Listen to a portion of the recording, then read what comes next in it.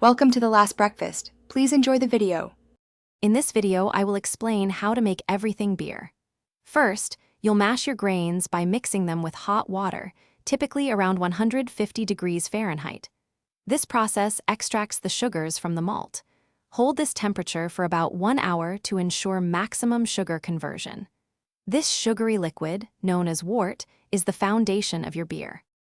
Next, you'll boil the wort for approximately 60 minutes. This crucial step sanitizes the liquid, eliminating any unwanted bacteria.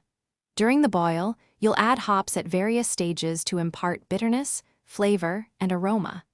After the boil, rapidly cool the wort to around 70 degrees Fahrenheit to prepare it for fermentation. Now comes the magic of fermentation. Transfer your cooled wort into a sanitized fermenter and pitch your chosen yeast.